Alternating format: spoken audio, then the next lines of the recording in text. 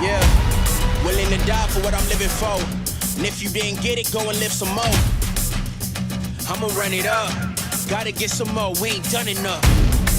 Can't fake or imitate. Short grass so no snakes get in the way. John Madden called me, I got the play. In the maze, you gotta find a way. Or make one, living for the future, not yesterday. Wanna be great, do what it takes. Willing to rise for the right reasons. And you can't kick us out cause we not leaving. Bring all my flowers while I'm still breathing. Made a promise every day gon' be my season. Wanna sleep on greatness, better keep dreaming. Hall of Fame need to name this for one reason. I'm a legend. I'm a legend.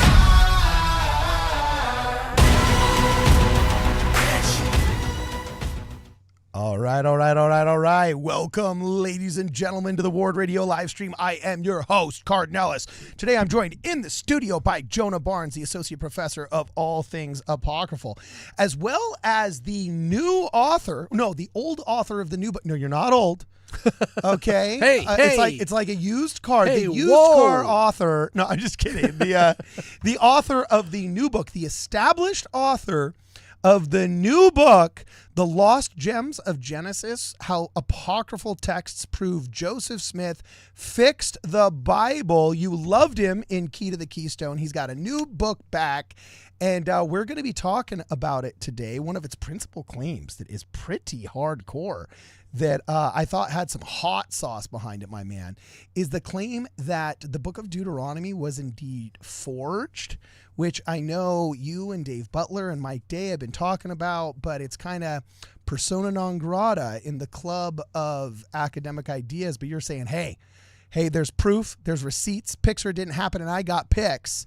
So you guys, you can check it out. And for Ward Radio listeners, for the first, I think it's like 3 or 4 weeks before the book comes out, all of the pre-sales are for Ward Radio listeners only.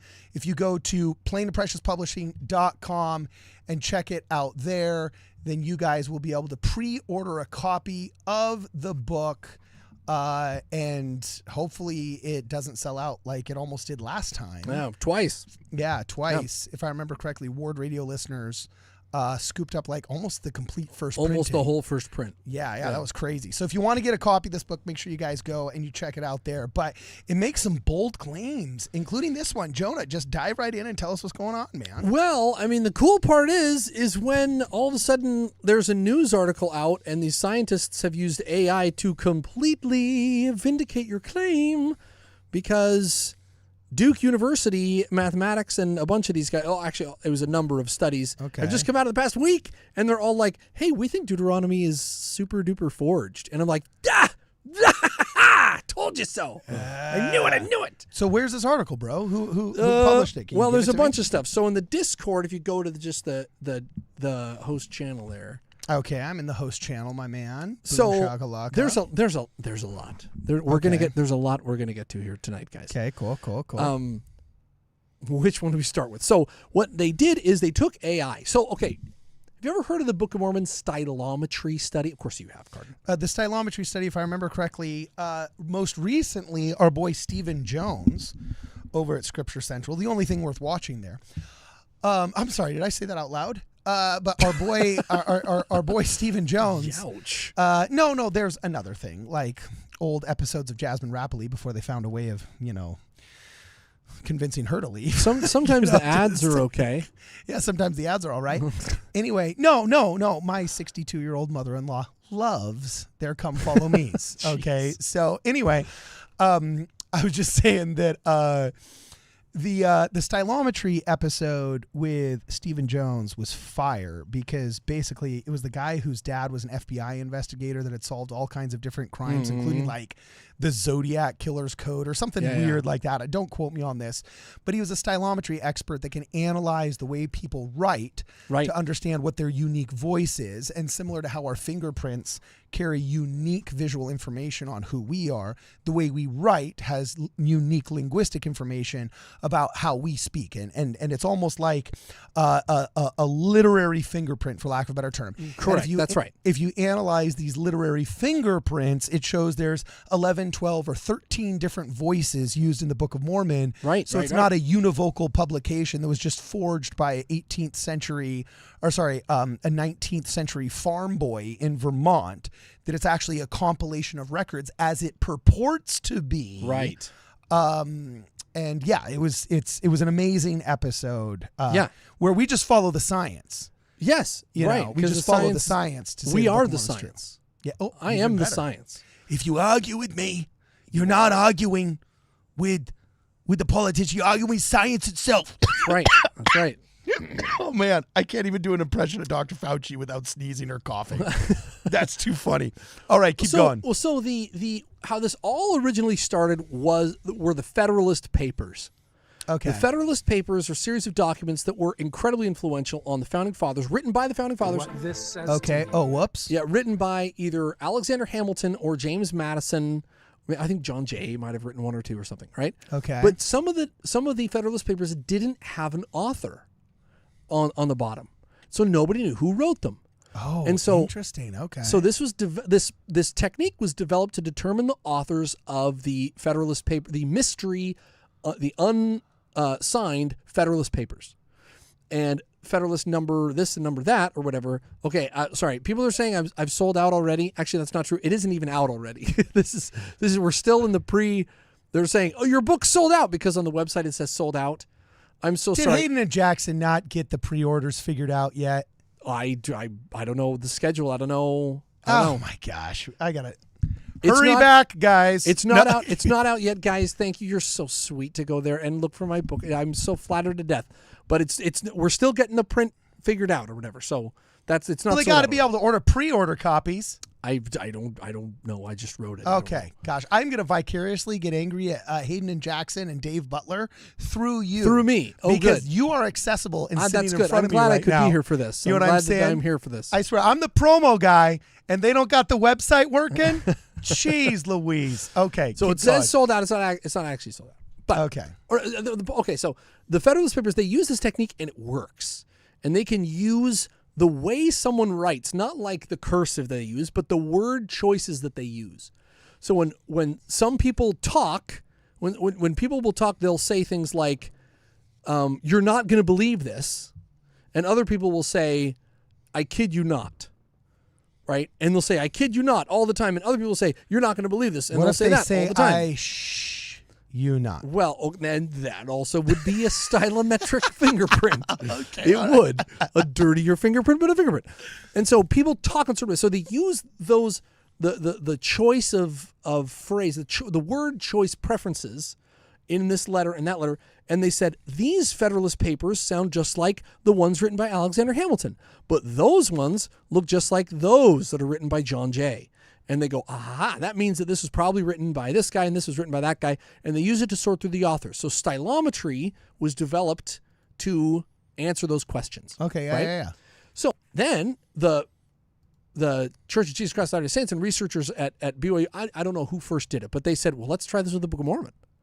And so they ran the Book of Mormon through the stylometric analysis, and it comes out and it says, you've got like 13 different authors in this book. A lot of different authors in this book. Interesting. Okay. And if you wanna Google that, or you can go on YouTube and check out Parker Walbeck at True Millennial did a segment on that, or Book of Mormon Central did a segment on that. Pretty cool stuff. I think we have a link in the Discord. You can see part of it. But they take those different stylistic choices of authors, they map them out so you can visually see. Oh, so it's the video right here, right? Yeah. So this guy, they put VR on him and put him inside the chart. Wait, is this Scott Claflin? Like the anti-Mormons were getting super angry that like he used his stage name and not like yes, his, yeah. Do you remember that? They Yeah, got all this mad. guy. They're like, he's just an actor. He doesn't actually believe this stuff. Yeah, they got all mad at him. That was so ridiculous. Oh, that's funny. Okay, so here's our boy Scott. I think his stage name is Scott Christopher, right? Okay, whatever. Anyway, he's a cool guy. He's a very nice guy. You know what I'm saying? Yeah. So is this a video? Oh, Book of Mormon Central. Hey, Book of Mormon Central did something. I'm sure they played quadruple for it than they should have, but they did something good. That's cute. We got to support them. So, do I just press play, bro? Sure. You can press play and it'll kind of give you just a sampling of what they did. Okay, here we go. What this says to me is that if Joseph Smith wrote the Book of Mormon by his own hand, he's more brilliant, literarily speaking, Right. than collectively even some of the best sellers and most brightest stars. By the way, I just Yes. have to press pause really fast. I love you, Scott. I love you, Scott. But when you put on a headphone strap like that, I've got to look this up right here. Who was Derelict? Derelict was played by, you know what? Mugatu? Mugatu. What's the movie? Mugatu. What's the movie? Zoolander. It's Mugatu. Will Ferrell. Yeah, Zoolander. Mugatu. Okay, so if we look up So hot right Mugatu, all right, you know what I'm saying? So here's Mugatu. Oh, you pinned it. All right, I'm glad that you see where I'm coming from. All right, so when we've got Mugatu right here, all right, there's straight up Mugatu, all right, and then you look at Scott Kaplan, or Scott Christopher, whatever his name is, right? He literally looks like Mugatu. He's such a hot potato right now. He's a very hot potato right now. He knows we love him, all right? He knows we love him.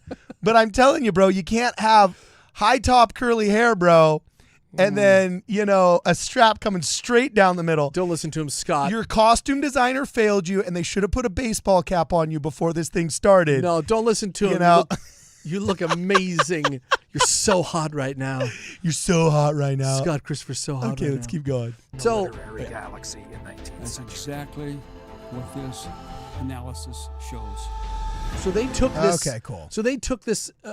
If you fast forward, they'll show you the charts that he was looking at. Okay. But they took the. At some point, it'll give you a visualization. You can see kind of what they took words from all the different authors, and then they they plotted them on a Okay, rock three-dimensional on. graph. Yeah. And it shows that Mormon and his preferences they all gravitate towards one cloud, whereas Nephi and his word preferences they gather in this other cloud. And so what you're showing is that these are not the same guy. Yeah. And if Joseph Smith, and so he says, if Joseph Smith wrote this, there you go. You see some of those? Yeah, okay. If Joseph Smith wrote this, he was a savant of incalculable genius. And so they take all these other authors, Jane Austen, Charles Dickens, and that's a great one. Yeah, pull that up. Yeah. So they show and they chart out kind of what the word counts and what words they prefer, how prevalent authors they are and things like that, and how they differ from each other. And so the visualization helps separate them out. And so you can see that Mormon, when he wrote, did not sound anything like Captain Moroni when he wrote. And Amaleki, he didn't sound anything like Lehi. And it separates them out. That's a stylometric analysis is what they've Okay. done. And it's quite brilliant, actually. Yeah. If words in a document are DNA, if they're a unique strand of DNA, which they are, stylometry is like analyzing DNA. It's like comparing DNA, and you're like, oh, OJ totally did it. Like that's. By the way, is it just me, or did you notice that they like totally tried to rip off our blue background? Like, I don't know. Oh, I those think thieves. I think there was definitely some Ward Radio influence going on they there. sit on a throne of lies. You know, Those thieves. they should have stolen my double chin too. Scott, Did they what are you not? doing in such good shape, bro? Did they not? What are you doing in such good shape? No, they didn't steal. I'm the just double learning chin. right now that Descartes has not read Key to the Keystone. Shame on you, Descartes. Oh, yeah. Shame on you, Descartes. But else, what's really funny is after he gets done looking like a scuba diver, taking off his goggles, his hair goes straight back. to normal. back. Look at that, dude. Look at that. boink, bounces Boink. right back. No more derelict. No more derelict. Just boink. Okay, cool. Yeah. So this was done years ago. Okay. So again, members of the Church of Jesus Christ of Latter-day Saints, guys, we've known about this. Welcome to the party. But just last week, a very long and a very rigorous study of a stylometric analysis was done on the Dead Sea Scrolls and the Old Testament. Oh, interesting. Yeah, actually really, really fascinating. Okay. Several of these studies came out, okay? And one of them, and I don't know which one you have in the Discord first, Okay. but I've thrown them in here. So let's see, there's the one on the Dead Sea. The first one there is dating of the Dead Sea Scrolls. Okay? Okay. Let's look at dating of the Dead Sea Scrolls. Okay. It shows the little tweezers holding the Boom shagalaka. holding Right the thing here? right there. This Yes, one. there you go. Okay. So these guys took radiocarbon dates of the Dead Sea Scrolls. Hardcore. Does everybody know what radiocarbon dating is? Yeah, it's that failed science that is used to prove that dinosaurs are real. You know, just Well, yeah, okay. Not how I would have explained it. that's not the tack you would have taken. Okay. Well, no. So radiocarbon dating is when things are alive, they have carbon-14, and when they die, it starts decaying to carbon-12. okay. And if you look at the rate, we know the rate of decay. We think we know the rate of decay. Yeah. And so if you take a snapshot of something and say, here's how much carbon-12 is left, then you can tell how long it's been dead. yeah, okay, that makes sense. Now, that holds true for paper. And that's if it's organic material. Organic material Yes. only. So paper, it works. So you look at paper and you go, this paper has faded, 95% of its carbon-14 is gone. Therefore, the half that it is 95% of that half-life is still left to deplete, and you can kind of calculate the date. Okay, so the name of the article for those that are listening on the radio potentially or via podcast, it says Dating Ancient Manuscripts Using Radiocarbon and AI-Based Writing Style Analyses by Mladen Popovic, Marfour A. Dali. That's a cool last name. Lambert Schomacher, Johannes van der Blicht, Kaar Lund Rasmussen, Jacopo Lanassa, Jaria Degano, Maria Perla Colombini, and Albert Tigachlelau. And Tim Smith. Yes, exactly. All right, This okay. is the diversity And is our strength. And Dr. Bob And, Brown. yeah, that was what I was about to say. There's a lot of vowels in some of those names. Keep going. I would like to buy these people a vowel. Yeah. So, so what they did is they put the Dead Sea Scrolls through this, okay? And they did the same and similar analysis. Now, in the Discord, we have there's a little chart that shows yellow, blue, and then dark blue, 3 columns. Okay, gotcha. And it shows the comparison of word choices, prepositions. Okay. Not that guy. It Not shows that guy. 3 distinct charts that flow. Okay, got you. They took these. Now, the documentary hypothesis supposes that there are multiple authors, multiple documents from which the Old Testament was compiled. That's the one. Okay, cool. Okay? They believe that from which the Old Testament has been compiled. Okay, rock on. Now, Bible inerrantists don't like this theory because they say God himself wrote every word and preserved every word perfectly. Okay. And the thought that some people edited other people and disagreed with the people before them and yada, yada, yada, that is a hairy thing for them to swallow. Okay, It's hard to swallow. Yeah, all right. So this is the analysis that they did. So they have 3 different documents. The Deuteronomy is the yellow.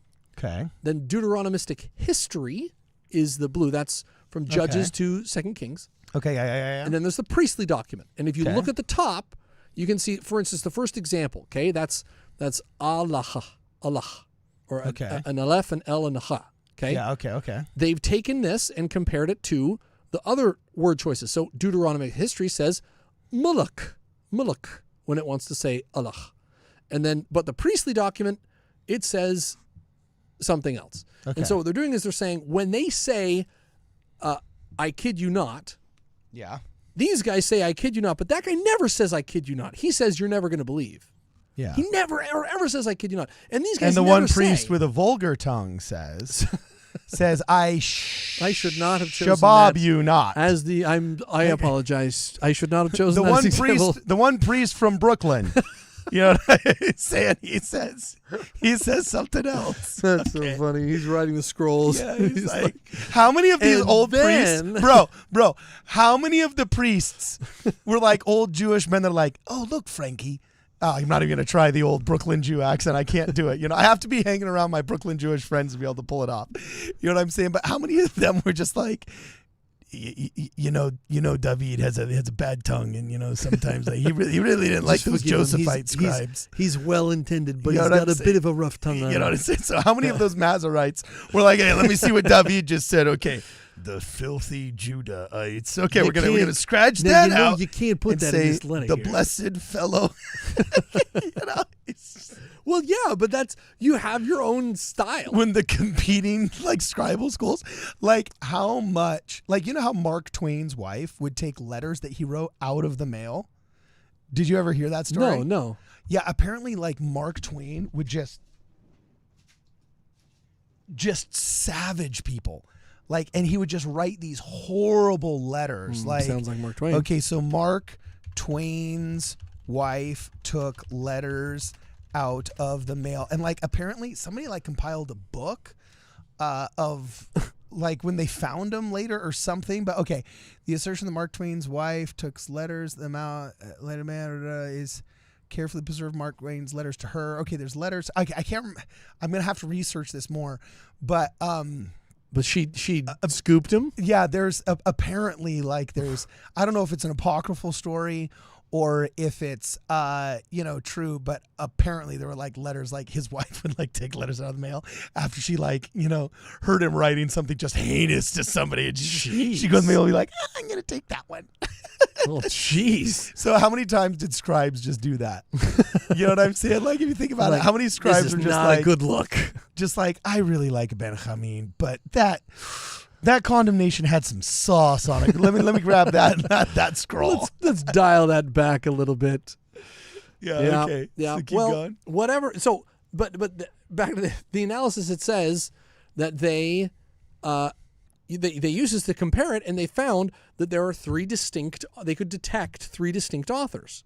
Okay. They could detect one author who wrote Deuteronomy, another who wrote the Deuteronomistic history, and another who wrote the priestly source document, and that Deuteronomy and the Deuteronomistic history were very close together. They're very similar. Interesting. Okay? So what they're showing is the documentary hypothesis looks like it's true. The Bible is a conglomeration of authors who edited over each other and Frankensteined together documents, and that the priests were not the same guys as the Deuteronomists, and that the Deuteronomists seem to be the last editors, the final say. Oh, really? Yeah, so that they come in at the end and they go, here's what I want it to say. Okay? So it's your theory's totally vindicated then, man. Well, yes. So I didn't come up with the documentary hypothesis, but in my book, essentially the moral of the story of Key to the Keystone is why, how, and who changed the Old Testament, and it shows it and why the Book of Mormon was so important because of this. The Book of Mormon has just gotten vindicated by artificial intelligence and stylometric analysis. It says that, somebody was monkeying with the Old Testament and screwing it up. And guess what? They were doing it exactly at the time that Lehi was leaving Jerusalem. They say the 7th century, and it fits perfectly. Wow. So, anyways, so that's one of the analyses that they did. Remember that I have a chart about this. A way to demonstrate this for people who have not read Key to the Keystone. Haven't read Key to the Keystone. Shame on you. Shame on you. Yeah. Keep going. So in the Discord, there's a little chart, and it shows a red bar streaming across. Carden, can you find that? Okay, which one am I looking for? Because there's I know there's a lot in here. We have a lot to get to here. It's right underneath the one that you pulled up before. It shows. Is it this one? Right here? Oh, no, but that's a great one. This needs to be shown. Okay, tell them what it is. So there you go. This is a visualization of what they found. Okay. They found that these stylistic preferences, what's the word? They coalesce, they group together. And so you have the Deuteronomistic author is uniquely his own. And then there's a separation, and then there's the Deuteronomistic history author, and then there's a separation, and there's the priestly source. These guys aren't the same guys. If this was all a big mess and they were all brown on top of each other, then you'd say, oh, well, that's one source. But it's not. There's different dudes, and the last editors, we are at their mercy because they get to make the Bible say whatever they want it to. Interesting. Okay, so is this the one you want me to pull Yeah, up? okay, so here's why this is why it matters to the Book of Mormon, guys. Okay. Because Deuteronomism was on the rise exactly right before Jerusalem is destroyed and the Book of Mormon is evacuated. The brass plates are evacuated from Jerusalem, right? Okay. They're trying to kill Lehi for preaching the Messiah. Okay, this is happening. This is in the opening chapters of the Book of Mormon. Okay? Okay. And you see the brass plates are saved right around 600 BC, taken off independently, and then everything turns red. Everything turns Deuteronomistic. Everything turns anti-Messiah, anti-Jesus, because Deuteronomy takes over. It takes over the rest of it. Then you have these suicide notes from Isaiah and Jeremiah and Micah, who are like, I didn't kill myself, please. Blah, blah. You know, they're trying to like Morse code blink these messages to us saying, they're after me. They're trying to change my prophecies. Don't believe them. Believe in the Messiah instead. And so the Book of Mormon emerges as this metal contingency plan that saved the messianic gospel from the meddling scribes. So now the next study is also relevant to the same chart. It talks about when the Dead Sea Scrolls were written. So they took the same analysis, stylometry and AI. This is a different study by different guys, and I should probably mention who they are because I don't want to miss Dead Sea Scrolls, AI Dead Sea Scrolls. No, who is this? I want to credit the right guys for this. Here you go. Oh, this is Thomas Römer. Okay, this is Thomas Römer, who's a German researcher, a very distinguished scholar on the Bible, and I have good stuff on him. Okay. So they do a different study, and this one is on specifically the Dead Sea Scrolls. So the Dead Sea Scrolls are carbon dated to be about 100 BC is when we kind of think they're from. Carbon dating is not the prophet, people. It's not 100% accurate. Just be wary of carbon dating. But that's when it says that it comes from. It comes from about 100 BC, okay? So they run the same analysis on the Dead Sea Scrolls, and they say, we're going to use what we get out of it and compare it to documents that we know were written when they were written to try to get an idea of dating the Dead Sea Scrolls. They're using AI stylometry to date the Dead Sea Scrolls. This is new. This is very new. No one's ever done this stuff before. We've done this on smaller scales individually, piece by piece, but no one's ever done this level of analysis. Only AI is kind of capable of this. And so what they find is they say the Dead Sea Scrolls were not written in 100 BC. They say that actually it tends to show they were written 200 years before that. Wow. So the Dead Sea Scrolls come from 300 BC.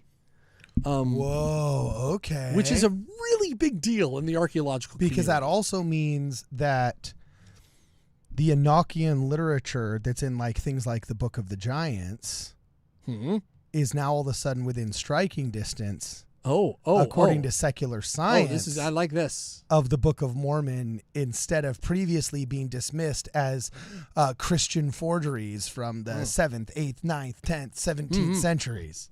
I love this, yes. Okay. So it shows that some of the Dead Sea Scrolls are 200 years older, and that gives them kind of 200 years more authority. Yeah. Right? They were around for longer. They weren't just a more recent invention. And that's kind of what the AI is hinting at. So in the Discord, there's a Thomas Römer, this guy. Yes, right? this guy. Okay. So this is Thomas Römer, or Römer. My wife, who's fluent in German, will be very disappointed that I the umlaut over the Römer. Okay. So Dr. Thomas Römer, he says, and this is to the dismay of Bible inerrantists. Okay. He says there are no authors of the Bible in the modern sense. The original versions of the scrolls were continuously reworked and rewritten by redactors who added, altered, and sometimes also omitted parts of the former texts. Deuteronomy refers to the last book of the Pentateuch, there's a wide consensus that the first version of the scroll was written down in the 7th century BCE. Gee, when's that? That's Lehi's lifetime. Wow. Okay. That's the Josiah reforms. Remember, they discovered Deuteronomy in the Temple of Solomon, stained with the blood of the prophets. It says the core of this first version was the laws that stipulate that the God of Israel had chosen only one place for the sacrificial cult. There's only one place. Which we know isn't true, though, with the archaeology from the Elephantine manuscripts, that there was indeed the mercenaries that were Jewish mercenaries that were hired by the Egyptians to go down, and it was way too far of a journey, so they got permission from like the 7th century Sanhedrin to build their own synagogue and their own temple, and that's... Wow, this is blowing the doors open to the old dogma, man. Yeah, the people who come after me for like, oh, but Deuteronomy is pure as the driven snow. I want to say, okay, 1 Nephi chapter 2. 1 Nephi chapter 2. The Book of Mormon comes out of the gate contradicting Deuteronomy, backhanding Deuteronomy across the face. The Book of Mormon does this immediately, like chapter 1. What happens in chapter 1? Lehi preaches the Messiah, and everybody, the Deuteronomists, try to kill him. So 1 Nephi chapter 2? 1 Nephi chapter 2, what happens? The Lord spake unto Lehi, says, get out of Dodge. Everybody's coming for your throat. So we're obedient to the Lord's commands. I'm just pulling it up on Scripture Notes here. Shout out to Scripture Notes. They're an epic sponsor of the channel. If you want a free trial to Scripture Notes, make sure you go to scripturenotes.com and use the promo code WARDRADIO. So we get credit for that. And you get, I think, free 2-week trial anyway. So sign up for the free 2-week trial there. And it's the coolest way to read scriptures online. What verse am I going to in chapter 2 here? Well, bro? Before we get there, look, people, we need some likes. All right? Okay. If you want to get to the Make It a Trillion segment, which is awesome. Oh, yeah. Which is going to be sweet. That's epic. Yeah. We're going to need some likes and shares, people. Yeah. We also have some super chats that we should probably read. Yeah, actually, why don't you read the super chats? We don't have Brittany here today. Let's do that. Yeah, do it. Super chats say, this is from Taylor Swift. Says, Jonah is so hot. Wow. Hey, if you know, That's you crazy. know. Wow. If you know, you know. Who knew?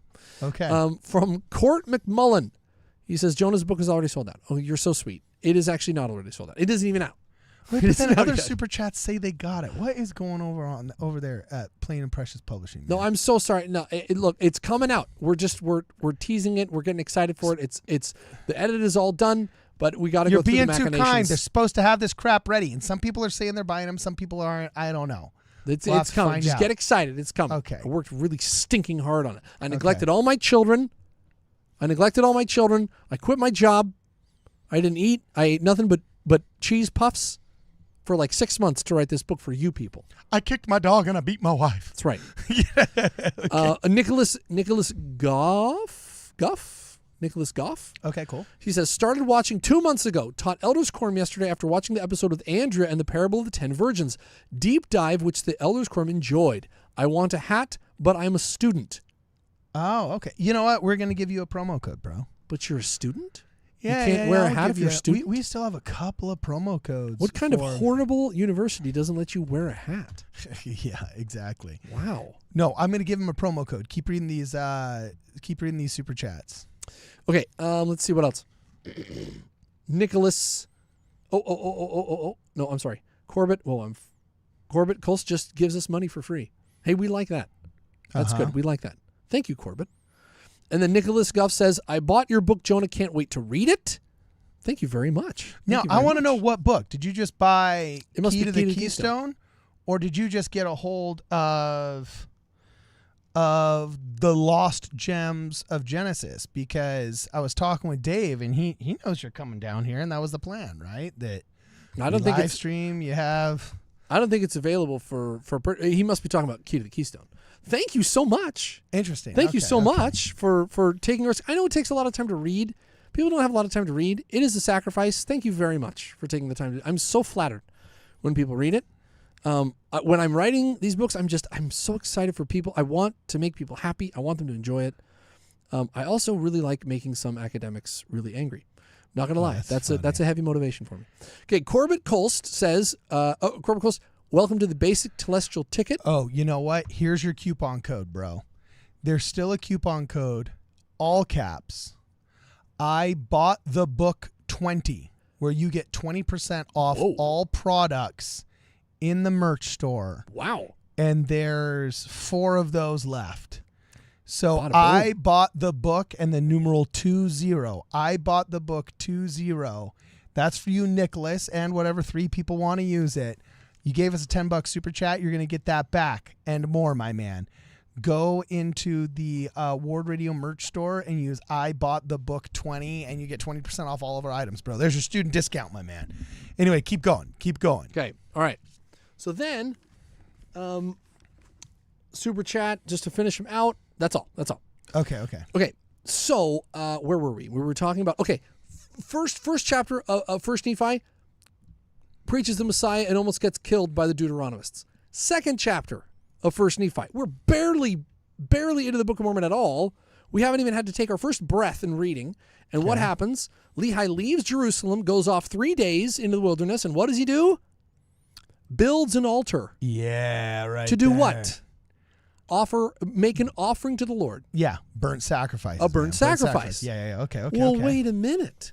Doesn't Lehi know that Deuteronomy says you cannot offer any sacrifices outside of Jerusalem? Only the temple is the venue for offering an offering to the Lord. Okay, He's clearly breaking the Deuteronomistic law. How can he do that? Yet he's obeying the Lord's command to leave and offer up a sacrifice. So until we find Temple Scroll Q11? Until we, what? Temple Scroll Q11 talked about the Essenes. Oh, the Essenes. And there was a bunch of, if I remember correctly, there was a bunch of exceptions to the law. And apparently in Temple Scroll Q11, there's 2 theories. There's the Don Bradley theory from the Lost 116 pages that this was happening during Passover week. And it would explain that it was done on the day that you're supposed to offer burnt sacrifices during Passover. And that coincided with the day that Laban was killed, symbolic of the firstborn, because Laban was most likely the firstborn, being the king of Jerusalem. The captain of the garrison. Yeah, captain of the garrison and all that other stuff. All of from Don Bradley's research of the Lost 116 pages, the Exodus of Nephi completely mirrored the Exodus of Moses. Okay, and coincided with the days of Passover. So he offered burnt offerings on like the 5th day or whatever it is that you're supposed to offer burnt offerings. But also Temple Scroll Q11 gave another interesting reason why he might have offered burnt offerings. In Temple Scroll Q11, if I remember correctly, don't quote me on this, Scripture Central's done a great article on it. There was all the exceptions to the Mosaic law that the Essenes knew about. And one of them was, if you are more than a 3 days journey from Jerusalem, then you are instructed to build your altar and do burnt sacrifices there, because if you tried to burden yourself going back to the holy city, if you're 3 days in, you're also 3 days out. If you're 3 days out, you're also 3 days in.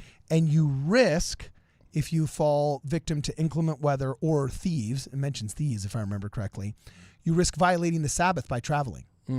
And so they said outside of a 3 days journey, then you're instructed to build your own altar, your own altar in place. So there's 2 different exceptions there to the Deuteronomists that say, no. It cannot be. That's right. So the Deuteronomists, so right out of the gate, the Book of Mormon contradicts Deuteronomy. I mean, like the first words. Then Alma 46, 45, 46, where it says Moses was dead and buried, totally contradicts Deuteronomy. Amulek or Alma says everybody in the when Alma dies, everybody in the church knew that he was translated just like Moses. And you're like, wait a minute. Obviously, everybody in the church didn't believe in Deuteronomy then, because Deuteronomy says Moses was not translated, that he was buried. It says that twice. Yeah, okay. Right? Like they're trying to really bury the story of Moses being translated because they hate the body, because they're Deuteronomists. Right? Okay. So, anyways, Deuteronomy, guys, Deuteronomy is the Thanos to the Book of Mormon's Captain America. It is the complete polar opposite. Anyways, so they do this analysis on the Dead Sea Scrolls. It says that it's older. They do it on Deuteronomy. They find that Deuteronomy is the last kind of redactor and editor of the text. They go back all the way into Genesis, which is why you need to restore parts of Genesis, which is why Joseph receives the pearl of great price and those things, right? Because it's been monkeyed around with. It's been screwed up by the Deuteronomistic scribes. By the way, I just got an alert from Gmail that Nicholas bought his hat. Good job, thanks, Nicholas. man. Yeah. Hey, See, right on. Giver's gain. Giver's gain. You gave us a super chat. You got something in return. You know what I'm saying? And he saved more money on the hat than he put into the super chat. Hey, bro. And he gets free shipping. Hey, bro, we've been students, man. We've been students. Thank you. That's very nice of you. I hope we have his size, or else we're taking the one off of your head. That's fine. That's cool. You know, I'll lick you don't it. mind a little bit of I'll dandruff, lick it do you, and we'll bro? mail it to No, you. I'm just kidding. So the Dr. Thomas Rimmer goes on to say the texts were first written around 520 BCE in the context of the reconstruction of the Second Temple. The priestly authors and redactors wanted to show the importance of rituals and different types of sacrifice. So for those people out there who come after me because I don't love Deuteronomy, guys, we're the only faith, like the only Christian faith that we can read all the critical scholarship on the stuff and it doesn't blow us up. We agree with it. We agree that Deuteronomy is a later interpolation. It's a later insertion. We agree with you that the Old Testament wasn't actually compiled until after the brass plates escaped Jerusalem. That's what the Book of Mormon claims. That's what Joseph Smith claims. That's what we claim. And that's what the scholars show. AI, the academics, the Book of Mormon, Joseph Smith are all in agreement on this. So there's members of the church out there who are like, no, I'm going to die on the hill of Deuteronomy. I want to say, gee, guys, for whom? Not for Joseph, not for the Book of Mormon. Who are you defending here? So I know that some people are sad about that. I explain all this in the Key to the Keystone. I know Jesus quotes Deuteronomy. I get it. He quotes it 68, 69 times. Every single one I have cited in book Key to the Keystone. This is not news, okay? Jesus was quoting it ironically. He was using their own law against them. These were the guys who killed Zechariah in the temple, and now they want to kill Jesus Christ for the same dumb regulations from Deuteronomy. So he uses their law against them. Okay? So, anyway, so that is what the AI shows. It's very exciting. Documentary Hypothesis has data to support it. So does the Dead Sea Scrolls are a little bit older than we thought, which is very exciting. And the Book of Mormon, turns out, was more needed than ever because Deuteronomy is the later kind of redaction put over the Bible, competing with the priestly source. Yeah. So this is nothing but good news for the Book of Mormon, for the Church of Jesus Christ, for Joseph Smith. Yeah. Tons of good news. Any of you guys that are picking up Jonah's book, Key to the Keystone, make sure you use the promo code Ward Radio. Because I do believe you get 10% off Key to the Keystone stuff if you use the promo code Ward Radio. So do we want to jump into the surprise of hashtag not just make it a trillion, but it looks like make it 2 trillion? Oh, snap. Hit it, bro. Hit it. Yeah, they're not going to like. So right before we get to that, Mary Lou Howarth says, so I have a choice. Gift memberships or buy Key to the Keystone. It's expensive here in Canada. We got a lot of fans in Canada. I like them Canadians. Yeah, and also, Mary Lou, let us know how much they charge you for Jonah's book. I might have one extra paperback copy that I don't mind just sending you. We will send it to you, Mary. Yeah, you contact us on the website. You have done so much. Yeah. We will send it to you. I did that for Chronomancer. Good old dude too. Yeah, we'll send it right to you. Don't let these tariffs get you down. All right. Okay. Second piece of the live stream tonight, guys. We've had the hashtag. You're familiar with it. Make it a trillion. Okay. Let's see some in the chat here, guys. Make it a trillion. Church of Jesus Christ of Latter-day Saints is often criticized for being very successful. Wait, hang on. Yeah, for being very successful. Obviously, a horrible, horrible thing that the church would be the greatest, the organization with the most proper stewardship over its money, the most well-managed finances on the planet Earth. There isn't an organization in the world that can hold a candle to how honest and efficient the church is with its money. And so the hashtag Make It a Trillion, we say to all those who criticize the church's success, well, we're going to have to update that hashtag. Yeah. Because the new Widows Might report, and I put a link in the Discord, Carden. Okay. Let's see. Yep, right at the bottom there. Okay, rock on. It's thewidowsmight.org/trillion is the webpage. Look at that. Has a projection of the church's investments for the next, 30 or 40 years. Dude, look at that. So the Lipper average, isn't it like 7.14% over the past 20 years has been like the Lipper average? Like that's considered a good investment if it makes more than 7%. So it's saying here, based off of the operating assets and investments of the church, with 6%, which is below the Lipper average, it's going to make it here. At 7%, which is the Lipper average, it's going to make it here. And at 8%, which is just barely overperforming the Lipper average, and these people made like a 700% return on GameStop. Like the people that run the investment portfolio of the church know what they're doing, right? So it's not hard for me to see them making 0.86% over the Lipper average, right? So if you take the Lipper average and you chart it out, they're going to be hitting 2,000 billion, which is $2 trillion by 2051. Dude, so that's crazy. Oh my gosh. Oh, dude, we got Christopher Rogers, member for 2 months. And by the way, anybody else that wants to join the channel. Being a member of our channel is awesome, and you get all kinds of perks. Can everybody in the chat just tell everybody else what kind of cool perks you get if you join the channel? And if Mary Lou buys you one of these memberships, you got to make sure that you renew it afterwards so her generosity does not go to waste, because you get early access to videos and you get preferential treatment during the stream. And some videos you can't find anywhere else. Yeah, some videos you can't find anywhere else. Exactly. So Christopher Rogers, it comes up when you're a member. It just comes up on my screen. Member for 2 months on the basic T-Listral ticket. Rock on. It says hashtag make it 10 trillion. All right. Dang straight. Whoa. Dang Okay. straight. Christopher. We want the GDP of not just a small banana republic. We want like a mid-sized Eastern Bloc country. That's what we want. Dude, 10, okay, let's look this up here. How do you look that up? Like, it's not a sovereign wealth fund.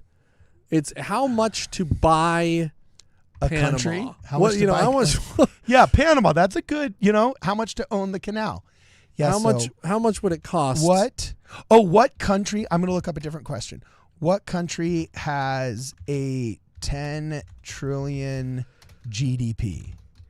I think Italy's is 14 trillion, isn't it? Because Russia's is like, I think Russia's is 10 trillion, right? But here we go. This is what Google says, and Siri, not Siri. What? Okay, so as of September 2024, India was projected to reach a GDP of 10 trillion by 2032. This would make India the world's third largest economy behind the United States and China. India's GDP has more than doubled in the last decade. Some say that the strong export potential, manufacturing demand, and government policies will help it reach that goal. So hashtag make it India's economy. Holy cow. Okay, so I'm looking at the largest GDPs in the world. At $2 trillion, the church would effectively have the same GDP as Brazil. Dude. Or Canada. That's Canada. Yeah, just by following the law of the harvest. We're not cheating here. You can look all this stuff up. Like, the church owns, like, peach farms where, like, volunteers go and can.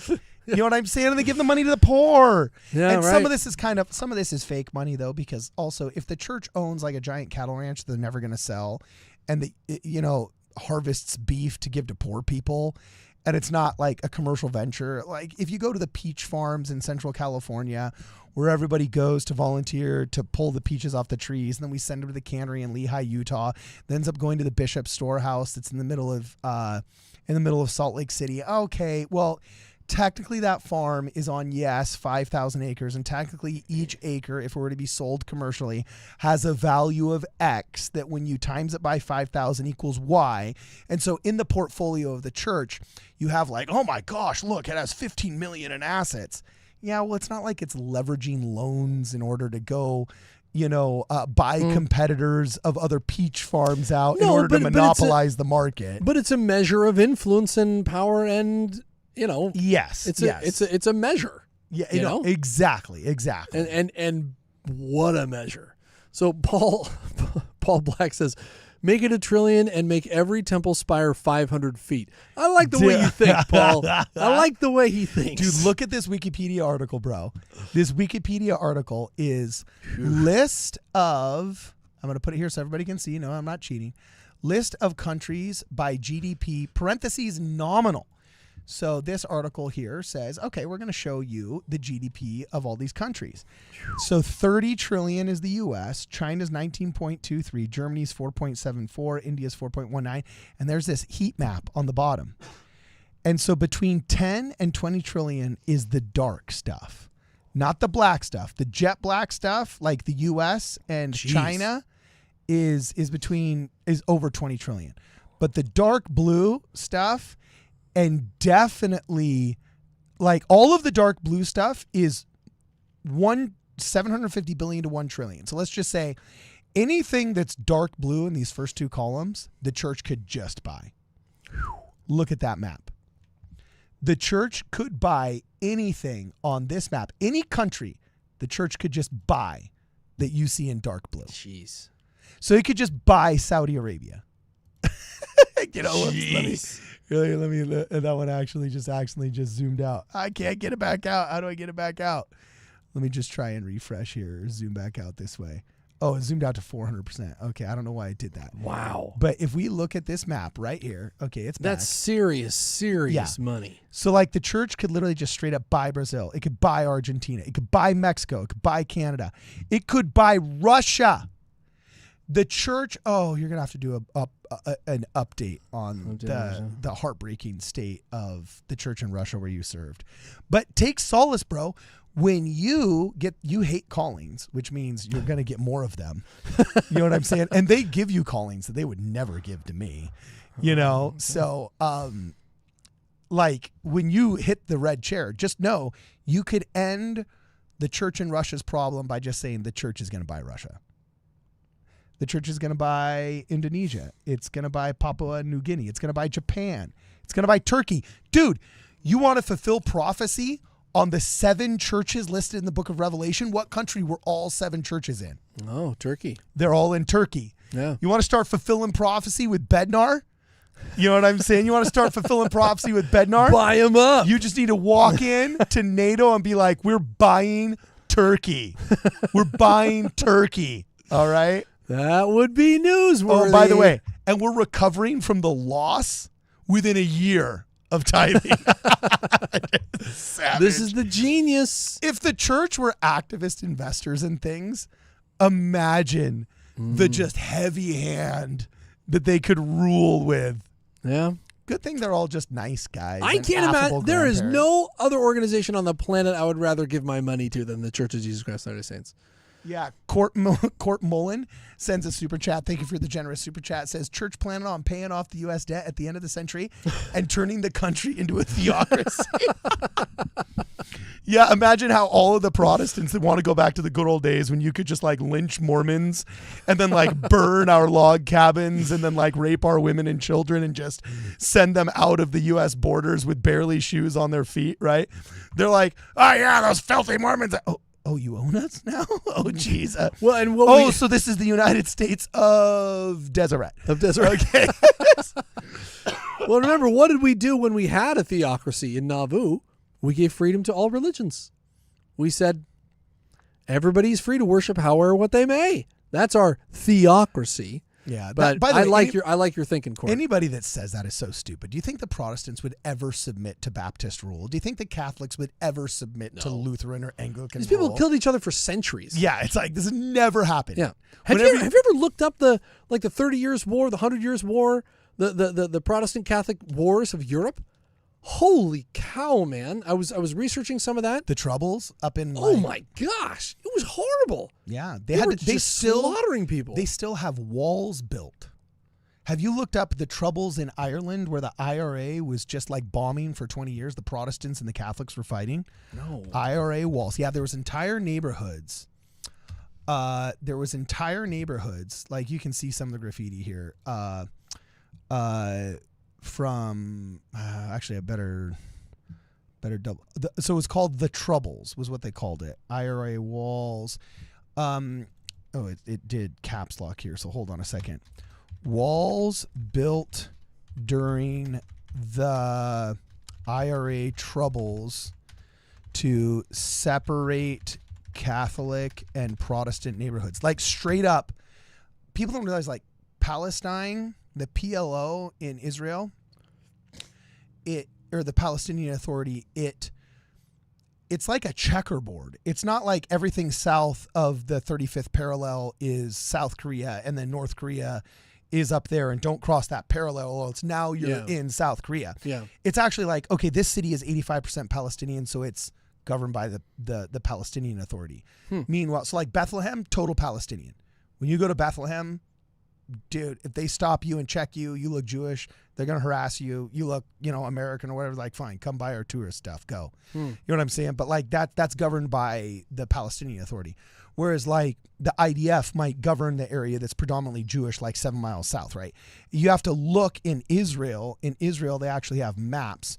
So it's called Palestinian Authority maps. You kind of have to plan this into your travels there. To know exactly like what areas you're going to. Yeah, here it is right here. So this is the Wikipedia map. And if you zoom in, all of these areas, and they're designed to be in area A, C, A, and B. So like if you're planning to go to Bethlehem, that's in a yellow area. That's in territory protected by the Palestinians. Same with Jericho, right? Wow. If you want to go to some other city, then it may not be. Right. And then, of course, obviously, all of the Gaza Strip right there is protected. And here's the key to the map. It's area A and B. We area are so C. insulated from this. We're so insulated from this in America. Well, if you look at the walls during the Troubles, they're called the peace walls. So the peace walls, also known as peace lines, are a series of barriers in Northern Ireland that separate Catholic and Protestant neighborhoods. The walls were built during the Troubles, a 30-year period of conflict beginning in 1969 to protect people from violence and reduce conflict. And dude, look at that. That's a peace wall. Yeah. Like, could you imagine growing up with that in your backyard? It's like, you ever seen the Berlin Wall? We are so insulated from this. Yeah, dude. My goodness. It's just, hardcore, huh? Wow. And progmos say that, like, the church is so mean. Like, I got an email from a bishop that just said, like, so what's your beef? You know what I'm saying? I can't like, believe him. And he was so mean. Meanwhile, like, the Catholics and the Protestants are building peace walls and not allowing family members to see each other. Yeah, you gotta take a couple minutes and just Google like the religious wars of Europe between the Protestants and Catholics. Holy cow, they were horrible. There's one story of the guy I was looking up. Can't remember his name. He was a Protestant who was arrested by a Catholic. Or the Catholics, and they had him in prison. He escapes. He's running across a frozen river, and the guy chasing after him breaks through the ice. So he stops, and being a good Christian Protestant, goes back to pull the guy out, saves his life. And after he saves his life, the guy grabs him, hauls him back, and they execute him. What? Yeah. Where was this? I don't know if he was burnt at the stake. He might have been burnt at the stake. What country? I think he was Dutch. But he's this Protestant guy captured by Catholics, saves his pursuer's life from the frozen river, goes back and saves him. The guy grabs him, hauls him back, and I think they burnt him at the stake. What year was this? Oh, I can look it up. Well, dude, I live amongst the Armenians, bro. The Armenian genocide was gnarly. I have a neighbor whose father literally escaped, had to escape on horseback. he was a mixed race kid. He was actually half Armenian, half something else. So he ended up being kind of like his long blonde hair. So they joked around in his village that, you know, oh, there's Blondie there, or there's Goldilocks. He had some kind of pejorative and derogatory nickname that had to do with his blonde hair. Well, he was like the son of some military guy that ended up marrying an Armenian or whatever. And when the genocide came through and they were cleaning out that neighborhood, he literally was put on horseback with like one of his cousins that was a girl, and they literally just smacked the horse. And they said, "You run for your life." And the people that are killing all the Armenians came out, and they saw the kid running away, and they started shooting, trying to kill the horse, shot his cousin, the girl in the back. She ended up dying. Oh my God. Like as a child. Like a motherfucking 7-year-old. He was like 11 and the girl was 7. And the parents just like put them on the horse and just said, "Run." You know what I'm saying? And he's trying to run away on horseback. And with like AK-47s, they're shooting at him.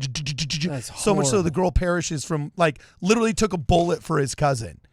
You know, like it's brutal. So like when those guys in LA, this is what's so funny. When those guys in LA come to America, right? You know what I'm saying? And like, "Gordon, you know, what's your story, friend?" You know, and they always offer me coffee or whatever, you know, and they find out I'm Mormon. I'm like, "Oh, Armenia, first Christian country. Yeah, I love this, that here." You know what I'm saying? And I don't even like people ask me if it's like tough dealing with some of these anti-Mormons. It's like not when you live amongst Armenians, man. You know what I'm saying? Like, I got nothing to complain about, bro. Well, we dude. don't. It's true. You know, and then whenever, like, I'll show them stuff, I'll just show them stuff. Like, I get alerts, like Google alerts sometimes when somebody writes something heinous about me on, like, ex-Mormon subreddit. I'll be like, "Yeah, these are anti-Mormons." Like, "What is it?" I was like, "Dude, look, this is the stuff they complain about, bro." And they're like, "I was shot, and I felt the blood of my cousin."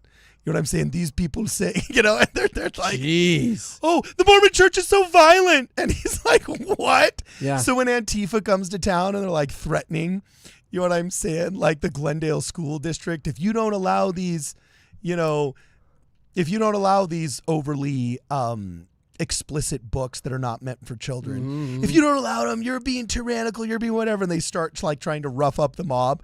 Dude, when the mob is all the cousins of people shot with AK-47s and like, no, I'm not, dude, not happening. Not happening. Dude, all of the Armenian dads and like the Middle Eastern dads just went back to their cars and just got baseball bats and started just bruh. Just like, what do you say to a guy who's literally held onto his cousin as bullets just shatter their spine and they show up and they can't save his life? Do you think he's afraid of black bloc? Yeah. You know, it's like, okay. No, this is, you thank your lucky stars that you live in America. Yeah. And, you know, and we don't, I don't think we, and all these anti-Mormons, especially the ex-Mormon anti-Mormons, like, "I survived the Mormon church." Oh, jeez. Give me a break. So I'm supposed to listen to this chick on like the Girls Camp podcast or whatever. Right. Or Alessa Grenfell or whatever. Just talk about her oppression. Yeah. Meanwhile, I go to work and like do like 7 deliveries with a guy whose father literally took bullets for his cousin in the back. You know what I'm saying? Meanwhile, their trauma is, "I once had a volunteer mom from my neighborhood come and talk to our class about how we shouldn't engage in premarital sex. I'm so oppressed." I heard a chewed gum analogy. I heard a chewed gum analogy. Right. Actually, I don't know if I did, but I'm pretty sure in order to fit in but that I read did. it on a blog that some people did, so I'm co-opting their history and saying that I did. So I just printed out. Oh, here it is. The chewed gum analogy. I just printed out this story from the Sunshine Service News. All right. That is the story of my Polish grandfather that escaped the Nazis. And I just found out that of my like 5 aunts and uncles, he's the only one that survived that wasn't killed in a concentration camp, a Nazi labor camp. And then 2 of them were liberated from the Nazi labor camps into your neck of the woods up there in Siberia, where they were worked to death. Liberated, yes. So I met lots of those people. So here I am doing my genealogy at church, you know, finding out that the reason I never got to meet any of my Polish ancestors is because they were worked to death in labor camps. Yeah. Meanwhile, you got all of ex-Mormon subreddit complaining, "They made us clean the chapels. The rich church had us voluntarily sign up, and I felt socially pressured True though. to go clean the chapels. But it's true though. I know. They have all this money. Why are they making us clean the chapels? Oh my gosh, dude. It's so pathetic. So it's like, how am I supposed to read this article of like my grandpa fleeing Nazi gunfire as a 14-year-old on skis for the Hungarian border with his father. Then they bump into a Russian army that starts accidentally shooting at them and then have to come back to their city where the Nazis destroy, like just this crazy story where he has to make it through Spain and then fight with the Polish brigade in England. And then finally with the discharge money, he can come to America where he meets my freaking biological grandmother and gives birth to my biological father and my uncle, like barely in the 60s. Never receiving a single letter from never receiving a single letter from his family or writing one to them because the Stasi, which was the Stasi? Yeah, the Stasi, which was the Russian secret police? It was the Russian secret police. They would show up and they'd deliver the letter. They'd be like, "Oh, how interesting. Soviet comrade, why are you receiving letters from the West?" Right.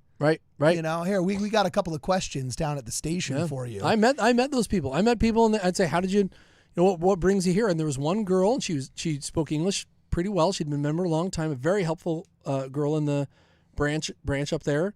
And she said, "Oh yeah, my grandparents were sent here to a gulag, and then one day the guards just left, and so they just stayed there, and now here I am." And that's how they got to Siberia. There were lots of people like that. Siberia is filled with the descendants of the few who survived. Yeah. It's crazy. That's where we were preaching the gospel. Yeah, that is absolutely crazy.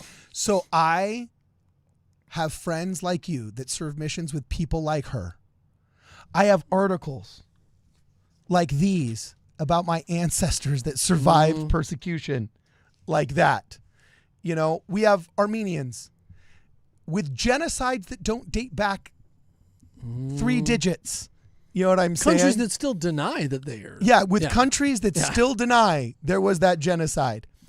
With like, I have customers that were tortured by the Argentine military in the 70s. Tortured for 3 days. Yeah. You know what I'm saying? By Catholic priests in conjunction with the military junta. You know? And it's like, you want to tell me you had it rough. Well, and just to... Because the Solomon Spaulding script, Dartmouth College, the map because they forced me to do public service.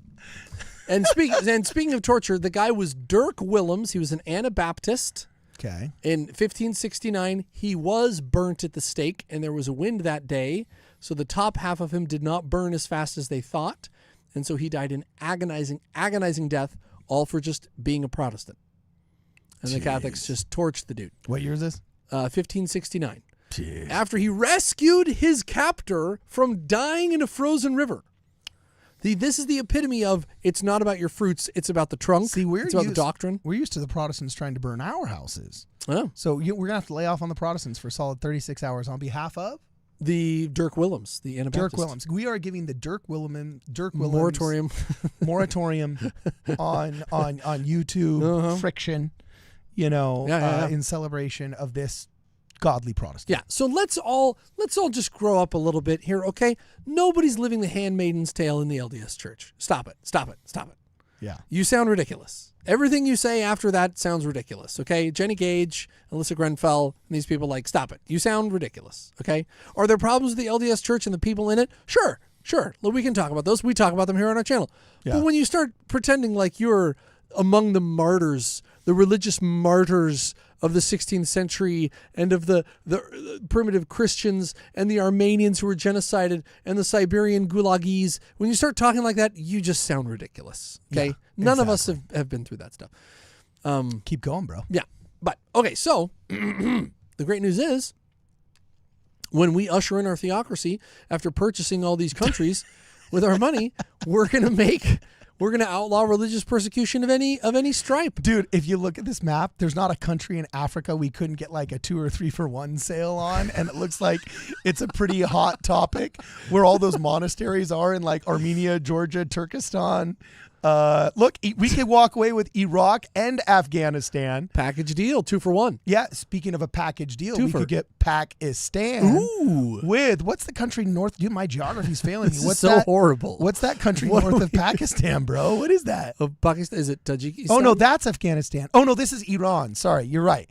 So there's Iran, there's Afghanistan. What's this little one that borders the Turkmenistan? Turkmenistan, and then Uzbekistan. Uzbekistan. Then you go to the right, and that's Tajikistan, and then above that is Kyrgyzstan. And then the Okay. darker blue one is Kazakhstan. Dude, you know what? The Mongols are cool. I think we just set up some solid trade with the Mongols. Bro, that's where Yeah, I yeah. served among the Mongols, man. Yeah, That's they're where cool, I served. dude. Mongols Yeah. are rad, man. Do they accept the gospel in very large numbers? And it's wild because like Genghis Khan or Genghis Khan, if you're homeboy, who was the draft dodger? Chinggis Khan. That's how you pronounce it? In Buryatia, yes. Chinggis Khan. Genghis Khan. Uh-huh. Okay, that's pretty sick.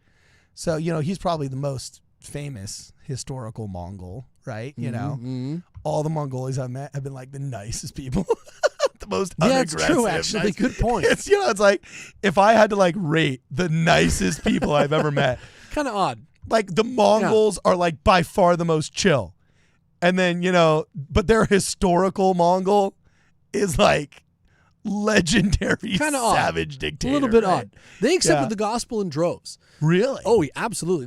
We were the highest baptizing mission in the Europe East area, and the Buryatian cities were the highest baptizing cities in the mission.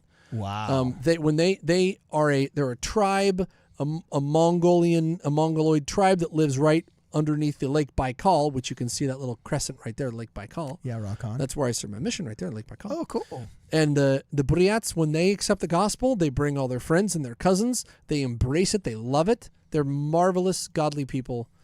Hey, And, well, dude, the good news is, bro, looks like we could buy Russia. Hey, that's time's just on our end up, side. dude, they're an oligarchy, like the rich minority that runs everything over there would be like, sweet, yeah, let's they get wouldn't those care. dividends. Sure. What if the church just ended up literally like it's the mafioso buyout? You know what I'm saying? Like, have you ever seen those videos with that Yes. one, like the famous mafioso that, switched to the good side? Now he does nothing but write books about how the mafia operated in the 70s and 80s in New York. Like when he did that video with the History Channel or with MTV or with one of those legacy media outlets, he talked about like the art of the mafia buyout. And he talked about how, okay, this is how we would settle things. It was this sit down, and I'd sit down and I'd say, okay, what do you want? What do I want? And we always try and settle it like businessmen. And he said sometimes if, you never want to resort to violence, sometimes if I want a guy to buy me out and I knew he was hot-headed, I'd sit down, I'd say, hey, look, Frankie here, look, I just want to buy you out, all right? And be like, oh, you want to buy me out? No, I don't. Nobody buys me out. I buy you out. It's like, whoa. Okay, well, what are you thinking, man? Like, let's like calm down. Goad him into it. And goad him into it and stuff. Yeah, it was super funny. I can't remember the name of the mafioso that talks about the art of the buyout. But ex-mafioso... mafioso. I hope the church is watching these teaches videos and taking art notes on this stuff. of the buyout. So look, like, why don't we just sit down with Putin? Yeah, former mafia boss, this guy. It's this cat right This here. is the language that Putin speaks, people. This is the language that he speaks. Yeah, so look, let's just see what We he need says to right study here. up on this. Constantly in business disputes and sitting down with other guys. And you have to learn how to negotiate. I mean, I learned the art of negotiation at these sit downs. Before I walk into a meeting with somebody, number one, try to know the personality of that person. Know if there's a fallback position, if I'm not winning, what I'll accept. And dude, And like, so I had to prepare myself for these meetings because yeah, like they think our missionaries in half these countries are CIA assets anyway. Anyways, You know what I'm that's saying? true. So it's like, They we might thought I like, was. So instead of them thinking we're CIA assets, we should be like the Praetorian Guard that guards the Pope. You know what I'm saying? That like they're not the Praetorian Guard because that was technically Roman. You know But what I'm saying? dude, like, think about the other side of this. well, let's finish the video and then Oh, we'll think okay, about the okay, other okay. side of it. So this is what he says. unprepared, they'll chew you up. Because a lot of these old timers were very skillful. And believe me, you could be 100% right and end up wrong. And they'll put you in a trap. So you really had to know what you were doing. And so my people skills in that regard, as far as negotiating Yeah. and identifying a true leader were really honed to a high degree because I came out on top many times. Bet. Your What life are depends those on it. small things that are Oh, wait, this is Diary of a CEO. Bummer. Okay. No, I was watching a different video, but yeah, that same guy, I got to see what his name is. Oh, Michael Francisi. That's what I was looking for. Yeah, he talks about the art of the buyout. So, like, why doesn't the church just start buying out areas that it can't get into? Well, okay. Think of the other side of this. What? Think of the other side of this. That chart that shows it growing and our assets just growing exponentially, okay? From investments, operating assets, it's just going to be huge, okay? The other side of that is that no one else is going to be. The Catholic Church has unpaid pension liabilities that they can't fund. They're going the way of the community of Christ. They're going the way of the community of Christ. Yeah. And so in 2040 or 2050, there's only going to be one guy left one religious institution on the planet that has the resources to really do interesting things. And who's gonna build a movie set in Goshen for Angel Studios to use? That's us. What other church is going to do that? What other church is going to, buy Bethlehem and redo the whole city to make it a moving, walk-in museum and these things? The church does this. I did a business trip to Kearney, Nebraska. Randomly, in Kearney, Nebraska, there's this huge museum that spans the highway about the pioneers who crossed the plains. I've never heard of it before. And you know what we should do? You know what we should start out with? I think we either start out with these small dots in the Caribbean here. Jeez, You know what I'm saying? Or maybe, dude, Paulies are awesome. you're going to get one of the greatest accusations of racism galore in this episode. Why, dude? You know what I'm saying? They think they can just purchase. Dude, I started out with Eastern Europe. Hey, and let's remember, Those are my people, bruh. Let's remember when we're a theocracy in Nauvoo and in the Deseret and in the Wasatch Front, we freed the slaves. By the way, yeah. FYI, we ended the slave Doc, trade. No. I'm telling you, my Tongan and Samoan brothers and sisters will back me up on this one, baby. We got there's when I go over this, is that Tahiti? What are they saying? These are all light blue countries. You know what I'm saying? So we could get the Panama Canal. We get a straight line. I was watching that Hermosi business guy, and he says, if you just take down a straight line on Main Street, and then you just drive a 30-mile straight line out and buy that land and wait 20 years, it'll triple in value. That's his one business partner guy's individual plan or whatever. I'm taking a straight line from the Panama Canal. We get all of the Mesoamerican freaking awesome ruins. You know what I'm saying? Set up BYU Mesoamerica. Yeah. We do a straight line down there over Tahiti. It comes back. It crosses through our brothers and sisters in the Philippines. Philippines? That's on lockdown. Those people are awesome. Filipinos are rad. You know what I'm saying? And we just come over here, boom. And then we just straight through the blue. I would buy Poland. You probably could buy I Poland. would buy Poland. I say we buy Illinois. That'd be a very ironic revenge. Or Missouri. Just buy Missouri. Buy it out. What if we bought all the land surrounding Independence, Missouri? All of it. Just laid economic siege on the Church of Christ Temple lot. We could buy an entire state. Wait, hold on. Listen. Oh, absolutely. What is the state budget of? No, that would be a flex. What is the Missouri state budget? While you're looking that up, it's right here. As of May 12, 2025, the Missouri legislature passed a. Guess how much it is, Jonah? Missouri? Yeah. I don't know. $80 billion, $100 billion. $53 billion state budget. That's a rounding error. That's a rounding error. So that would just be for buying the government. Now, what is the value of the state? You don't even have to ask permission. Hey, Gerald Causé, Elder Causé, you don't even ask permission for that one. You can just go do that and then tell them afterwards. What is the value of the state of Missouri? It says in 2024, Missouri's GDP was $356.7 billion, with a per capita GDP of $57,106. So if we took $1 trillion, we could afford to basically, well, I mean, that doesn't count real estate assets and stuff like that. You know what I'm saying? But we could effectively pay for 3 years of their GDP and give every citizen a UBI of their existing income. Look, you don't have to buy every man, woman, and child and dog in the whole country. The government runs on $50 billion a year. That's the whole state budget. It's just $50 billion. GDP is the value of everything. You don't have to do that. We should colonize the moon.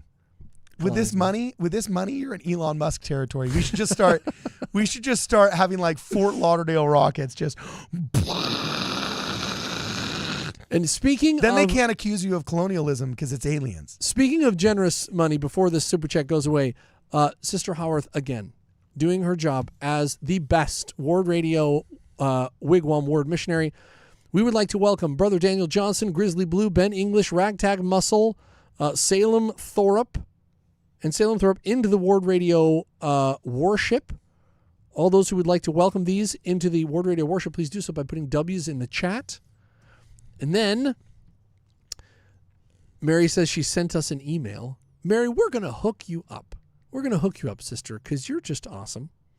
And then Tom, also super chats, he says, my maternal great-grandmother was from Ukraine, and she was taken as a POW and was sent to Dachau. She later was a maid for a general, and she escaped. Okay, Tom, you got to write that down. I don't mean like, write it down, like in Family Search. You need to really take your time, research that guy, write that down, get some photos, use Google Earth, and do that right. Because someday your kids or your grandkids are going to want to know, and they need to know. That's a fantastic story. Gid Godonut also donates. Thank you for the super chat, Gid Godonut. We missed you, brother. We're glad you're back. Church cleaning story. Sister Giddy's grandpa in Arkansas had to clean up the kindling and coal oil poured on the church floor because locals had tried to torch the church. Oh, snaps. Sister Giddy, that must be Sister Gid Godonut. Her grandpa had to clean up the oil that they were going to torch the church with. Brutal. Yeah, that's the kind of real persecution. Okay, here we go. Here's a question for you, Cardin. Yeah.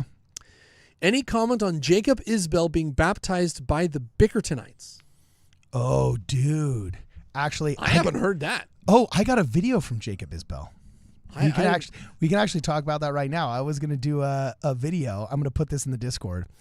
I was going to do a video about this, but I guess now I'm just going to hold. Okay, so this is, I'm copying and I'm putting this into the Discord right now. Is this clean? I'm pretty sure it's clean.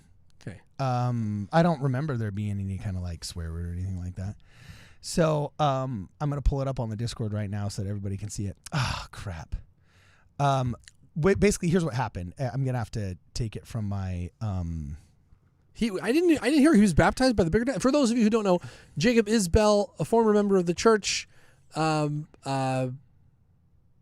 that the church has lost the authority and is under condemnation.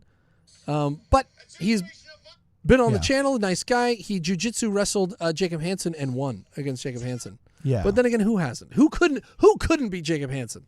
Right? Am I right? Yeah. Yeah. So here's the video. But nice guy. All right, so I'm going to select this video and I'm going to put it into the Discord right now. Yeah, Discord right here. Okay, this is really funny. It's only a 21-second video. But this is of Jacob Isbel? Okay, so you know how like Chief dude, the Bickertonites are just cleaning up with like controversial ex-Mormons, right? You know what I'm saying? Careful, Bickertonites. I really like you guys, and some of these people are crazy. No, dude, I've been talking with Josh Gailey and all these other guys about it. Apparently, like Josh Gailey was like super helpful in this situation. Josh Gailey is an awesome dude. The Bickertonites, everything I've heard about them is that they're marvelous people. So like, careful. No, they're totally awesome people. I love their church services. It's so just like a family. I love it. But what's really, really funny is I actually really like that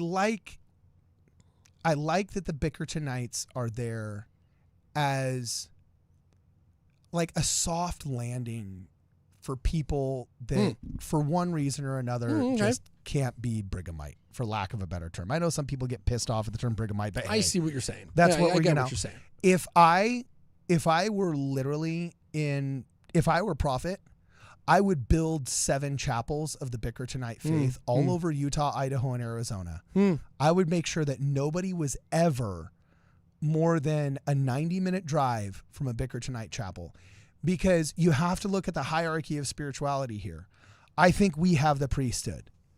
I think we have the pearl of great price and additional scripture that the Bickertonites, the Temple Lot people, the Strangites, the et al. Other community of Christ in the Restoration, have. I believe we have more light and knowledge, right? Now, they would turn around and say pretty much the same thing. Sure. Except for the community of Christ, which is completely forsaken the Book of Mormon. Yeah, I'm I sorry. wouldn't be building RLDS chapels. Hard to pity those guys when it's like, you rejected the Book of Mormon. Yeah, guys. you rejected the Book of Mormon. Come on. And you anathematized all kinds of these relations. The Bickertonites are rad. They love the Book of Mormon. That's true. There was a legitimate succession crisis during the time that Joseph Smith died. And in the words of Don Bradley, Joseph Smith wasn't guilty of too few succession plans. He was guilty of too many. I think I think the Strangites, they're not crazy for saying, hey, this letter makes us think that it's us. The Strangites, not the Strangites. You say it's a total forgery. It was a total obvious forgery, but whatever. Either way, but I can see legitimacy in their claim, right? I don't think it's the most legitimate claim, but I don't think they're crazy. Okay, you look at the Bickertonites, and through Signy Rigdon and through William Bickerton, you can see how they're tracing the line of their priesthood and their authority, and we are a priesthood-based and authoritative church, right? So it's like, okay, they're not crazy. I see the legitimate claim. You can look at Brigham Young and the claim that took the Brighamite sect out west, and you can say, okay, cool, I see that. So I'm Brighamite. I'm standard mainstream Church of Jesus Christ Latter-day Saints Mormon, right? But I place value on what the Bickertonites have to offer and what they do, and I view it as far better than absolutely. If you were to fall out of Mormonism because you ended up having whatever daddy issues or hating your bishop or like whatever, dude, or else just like something because they forced me to clean the chapel. Yeah, just it's whatever. Like the Handmaid's Tale. Whatever. It's like, dude, Jacob Isbel, look, he's got his head wrapped around this polygamy thing. I was there during his debate with Jacob Hansen. I think that the primary sources, I don't want to say, I'm friends with both of them. I'm not going to say one of them is cooked, but I will definitely say I think the primary sources support Jacob Hansen's view of history more than Jacob Isbel's. Yes. At the same time, I don't think Jacob Isbel is crazy or off his rocker, okay? And I think it is far better that he becomes a Bickertonite. Oh, 100%. You know what I'm saying? Absolutely. Than just falling into some kind of secular nihilism or some kind of Protestantism where you're not allowed to think Jesus has a body or like, and the church has done this. The church has built a lot of chapels in Utah. I mean, these churches who came in the early days of Deseret and they'd say, we want to build a chapel. The church would say, let's help you get the land. Let's help you build the church. They would much rather have any faith is better than no faith. Dude, exactly. And I would build 15 Bickertonite chapels. That being said, when we purchase the United States, there will only be LDS chapels. Oh, it's not a theocracy. Yeah. Like, oh, yeah. No, what are we saying here, It's guys? not a fun Look, theocracy. we bought it, okay? What's It's the not a paramilitary negotiation. group going to do? Hey, great. That's good. We should Labor start camps planning. are the moderate position. They're the moderate position. If you need a chapel, we got a nice labor camp for you. You can just kidding. That's so savage. I'm just so here happy. I am lamenting my ancestors, right? And then just like turning around, joking around about it. Like, I'm just thrilled that Coach isn't here to clip this one because he that's would take funny. everything out of context. He All right. probably will. Well, no, Super I'm chats. showing the video. This is the video. of Oh, what sorry. happened. Oh, yeah. So here's the video. It is now downloaded. Okay. And yeah, apparently this is what went down. And so Jacob Isbel texted me and he said, that was Phil Davis and his last follower coming to protest my baptism. It was almost a brawl. Police arrived and everything. Our mutual amigo, Josh Gailey, handled it like a champ. And So who's Phil? Phil Davis is the chocolatier prophet. That's the chocolatier guy. Okay, yeah, that's the chocolatier guy. Of course. Right? So I'm going to do, so here's. What a bizarre world this is. Oh, dude, no. And This poor is rad. Josh is in the middle of it. Yeah, Oh. so I'm going to the downloads right now, and we're just going to straight up play this, dude. We're just going to straight up play fascinated. I'm fascinated. A generation of vipers shall not. this. Okay, wait, hold on. There it is. Okay, I got to go back really fast. Just got to go back. Why is he hating on the Bickertonites? Well, I don't think he's hating on the Bickertonites. I think he's hating on Jacob Isbel because Jacob Isbel used to be a follower of his, remember? Oh. Jacob Isbel used to be like this with the chocolatier prophet, who also served in Pittsburgh with one of my personal friends. Well, was missionary companions with him. Yeah. Don't yell at the Bickertonites, though. Okay, well, so look, so Lame. here's the video. Let's see what happens. A generation of vipers shall not escape the damnation of hell. Yeah. Old school. You gotta Old sell school. Sell it harder. Okay, so apparently there's what a- there's Phil Davis and there's Jeffrey his Bartholomew. Come on, yeah, guys. and this is really funny. It says matching outfits. Fabulous. Jacob Isbel is a false prophet. He's a false disciple of Christ. Oh, looking straight down the barrel of the camera like a Chad. Okay, all right. Okay, Respect that. I give props to that guy looking Yeah, I can straight down respect the that. barrel of the camera. You know? But now I don't know about what brawl was there because that probably came later and I'm sure the cameras went off. Or maybe Jacob Isbel instigated it and he wanted to give a biased media reaction by trimming out what he did poorly and only showing what the other person did poorly in a very crafty move. Could be. No, I'm just kidding. But first of all, can we all respect? So this is his baptism? Yeah, because in the Bickertonites baptize only in natural bodies of water. Sorry, that's freaking cool. Based. That's freaking cool. We gotta bring that back. Why Yeah. not? Why not? Yes, we have a font in the chapel. We also have a river. Just super cool. Yeah, I dude. think that is so cool. I wanted to baptize Ryder in the ocean because during COVID, they didn't allow us to use the fonts. And I was like, dude, she made us, she said, no, we're going to go to a pool. No, lame. dude. I baptized in a frozen river in Siberia and in the Lake Baikal, the prehistoric lake. Yeah, so look, check this out. Way cooler. I give more props to the guy actually doing the preaching and getting loud than Phil Davis, who's just standing there and letting his people do the dirty work for him. I don't know. I wanted to see a little more spit coming out of that Damnation guy's of hell. mouth. I want to see a little more fire. Yeah, and he's doing it in Tevas, though. We got to get in some better shoes. If you're going to go doing Prophet in the Wild stuff, I don't want to see you in Tevas. Did you ever man. do this on your mission? Did you ever do street preaching or soapbox preaching? Did you ever do that? No, it just wasn't that effective. We did really cool. We had the first approved Book of Mormon display in the main Central Park in front of El Congreso. Cool. Which had a big sign that said Book of Mormon, a giant golden plates and things. But it was like almost like a trade show display. We didn't just start hollering because there was evangelicals that people saw. And the second you just start hollering at the train station, people are like, I just want to get past this guy. You know, it's just, I didn't view it as an effective way of getting much done. Sure. You know, also, I was there when the war in Iraq started, and So was I. South America is very socialist. And if you read this book called Las Venas Abiertas, they just hate Americans, and Yep, they would they just get come all up in your face. get up in your about face. George Bush. Andate la miércoles, junkie thing. Oh, it's just like, oh my gosh. Okay, Christopher Rogers Super Chat says, I say we buy the bottom 10 countries and just build value. Like, how rich can we make the world? Buy low and build. I like our fans. These are smart He's people. like trying to just flip states. Entire nations.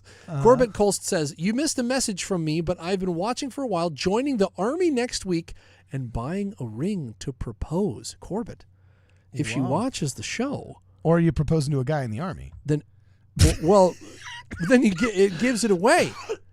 If she doesn't watch the show, why are you proposing? See how you're stuck? Yeah, dude, for It's real, a conundrum, right? But congrats if he's getting engaged soon. Like, awesome. Good for Huge him, congratulations, dude. Huge, That's super yeah. cool. Come back and tell us. You got to come back and tell us how it went. All right? Yeah. Pixar didn't happen.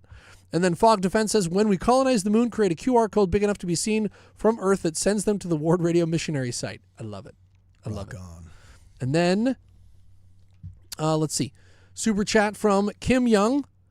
He says, forget bringing cookies to the book launch. I now want synonym buns. I'm still waiting for the Sorry Not Sorry merch. Will there be Ward Radio hats at the launch? I don't know. But if we do a launch for my next book, I'll bring cinnamon rolls. As many as I can fit. And then Fog Defense says, wouldn't want to be a Bickertonite being baptized in the Amazon, though. Ooh, yeah, piranhas, leeches, not a good idea. Well, the piranhas. I hear that's kind of overblown. Yeah, you ever seen piranhas? That's not overblown. I may have had Those some are in a fish terrifying. tank for a while, Ugh. which would be against law, and I would never admit to that. But this is good, guys. We got to get the juices flowing for what we're going to do when we reach $2 trillion, because it's coming in our generation here, people. Yeah. And we only got 5 minutes left here, guys. So any other super chats you want to get out of your system, make sure you get them out of your system now. Please smash that like button to make sure that the algorithm knows you love us. I see we got 140 likes, but several hundred people watching, which means y'all can smash the like button. And just so that if you're not subscribed to the channel, we ask please subscribe and click the notification bell, because we have some great content coming up. We're talking about today we released a video on the questions that atheists cannot answer. It's pretty good. Yeah. We're going to be talking to Kwaku about how to spot a desnat. We'll see how that goes. We have some other savage. We also that video is savage, bro. It's so good. Oh man, I highly recommend subscribing just for that one. It's coming. Should up. I make it members first and give it a day to the members first? You should. Okay, you know what? It's so We've good. got a savage video that we did. I laughed my head off. Okay, At you everybody, you will not regret at all. You will not regret signing up. Oh my gosh, there it is. How to spot a desnat racist in 3 scrolls or less. We've all Coming out tomorrow, June 10th. Dude, that's an intense video. We're also going to have Austin Falter from Falter Media in the studio. He wants to talk to us about symbols and family history a little bit, and some of the cool stuff he's done with AI. And we're going to be talking about Donald Trump and Barack Obama. I almost said Brigham Obama, and how they relate to the LDS Church and BYU and things like that. Some good stuff coming up. Yeah, this is crazy. You got to tune in. Look, audience, if more than 5 people join this channel, I'll release that video early. We got 5 minutes left. The desnat video? Oh, yeah. I'll make that a members first video. So members get to see it for 24 hours before it comes out. At the end of this live stream, within 50 minutes, if 5 people join, I will make that a members first video. That's a good video. We also got another super chat from Beyonce. She says, boy, Jonah's wife must be very lucky. Wow. Okay. Thank you. And then she is. And then a super chat from Jonah's wife. This is Charlotte. She says, we can make more sorry not sorry shirts when I figure out a way to not get red paint all over my garage when doing the blood part. Oh, bro. And then Christopher Rogers says, today is the 47th anniversary of allowing all worthy men to have the priesthood. Is that right? Jeez. June 9th? No. Was it June 9th? That can't be. Right? My dad was serving when this happened. I'm going to look that up. We're going to fact check this in real time. Keep going, bro. And that catches us up for super chats. I actually think I might have the sorry not sorry shirt. One moment. Let me check to see if I brought it with me here. Okay, cool. Yeah, while you're doing that, I'm looking up when did the church reverse the knuckleheaded ban. It lifted, June 8th, 1978. So we're on the 9th, but close enough. I mean, that was pretty good. Yeah, right here. I'm going to put this on the screen so that everybody can see this cheese.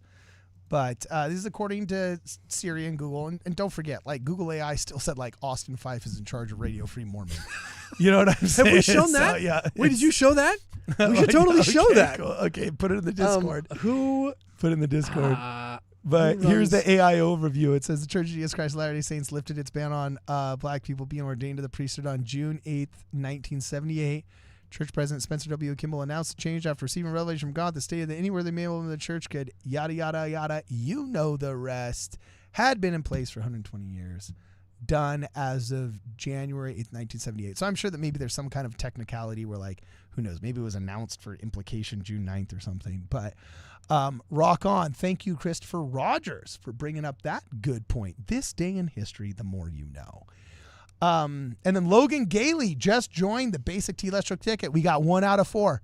If you join, we got 4 more. If you join before the live stream's done, boom shakalaka, you're going to be able to watch a free members first video, and I guarantee it's going to be worth your time. It's going to be a really good one. Okay, Jonah, show off your shirt. Tell the story thereof, my man. Yes, well, this is the merch that we're doing some R&D on. It's the Nephi sweater. Should we go down to LA riots right now, bro? And just, just like see what happens. See if real blood doesn't get on it or something accidentally, right?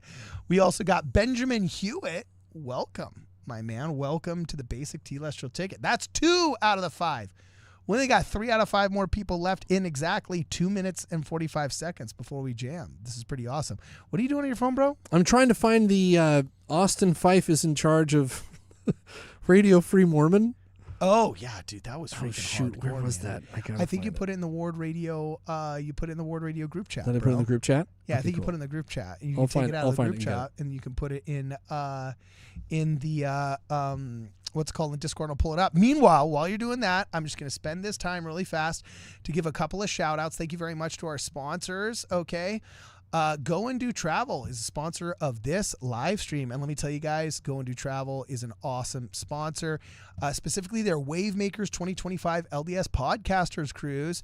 If you buy tickets to this cruise in the Mexican Riviera era, you get to see Greg Mattson of Quick Media, Thoughtful Faith, The Stick of Joseph, Hayden and Jackson Paul, Jasmine Rapoli, Plain and Precious Things, David Butler, and David Boyce from 52 Churches in 50 Weeks, as well as Cardin Ellis of Ward Radio. There's a little map. We're going from San Diego to La Paz, Loreto, and Cabo San Lucas, doing kind of like the Mexican Riviera thing, I think is what that's called, right? Yeah, it's pretty rad. It's pretty cool. And, it's a pretty affordable trip, and it's from November 15th to November 22nd. Make sure you guys go to goanddotravel.com to check that out and use the promo code WARDRadio5 for 5% off any of their tours, actually.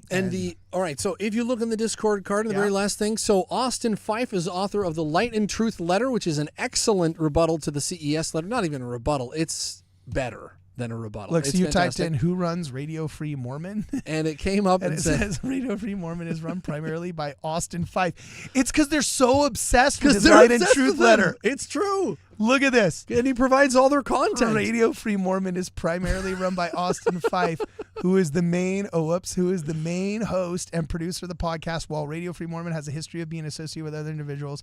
A recent Reddit post states that Austin Fife is the current figurehead of Radio Free Mormon. Current figurehead. That is funny. He's the current. Congratulations to Austin Fife for ascending. Now he's the. We have infiltrated and taken over Radio Free Mormon. Austin Fife has done it for us. That is way too funny. Pretty funny. Man. Pretty funny. That is funny. Brody, welcome to the basic Telestial ticket. We've got 1 more minute left. Brody's going to get 2 get more people, and then we're gonna make it a what's it called? We're gonna make it an early release video for members first. Gid Donut says something funny. Says no good. Jonah on the cruise. Girl caughted. Ooh, I've never heard the term girl caughted over boycotted. You got girl caughted, bro. Ah, I see. Sorry, not sorry, Laban. Yeah, why don't you like going on cruises, bro? Because I worked on a cruise ship. I'm a homebody. I like being at home. I like studying the Book of Mormon. That's what I like. Can you welcome as the ward clerk the first 3 members into the Ward Radio Wigwam before we get out of here? We have received the records of Logan Gailey, Benjamin Hewitt, and Brody Gwynn. All those who would like to welcome these new members of the Ward Radio worship, please do so with the uplifted W. Okay, cool. So that's 3 W's. And just to review, if you haven't seen the beginning of this live stream went kind of all over the place. We began talking about the new AI research that they've done on Deuteronomy and that they've done on the Dead Sea Scrolls and how it is all nothing but good news for the Book of Mormon. Yep. The Book of Mormon has never looked more true than it does today. It's never looked more true and more important than it does today. This is the best day so far to be a member of the Church of Jesus Christ of Latter-day Saints, to have the truth that we have. The AI studies they've done in Stylometry shows that the Bible needs the Book of Mormon more than ever because all kinds of crazy stuff was going on back there. And we have the truth. We have the Book of Mormon. Read the Book of Mormon, even if it means that you have to listen to this on double speed so that you can save some time to read the Book of Mormon. We'll even allow that. We'll allow that. Okay? But it is so important. Sorry, not sorry, Laban.